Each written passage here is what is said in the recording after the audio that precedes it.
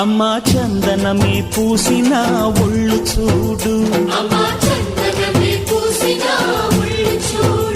అమ్మా పున్నమి పుట్టిల్లు ఆ కళ్ళు చూడు,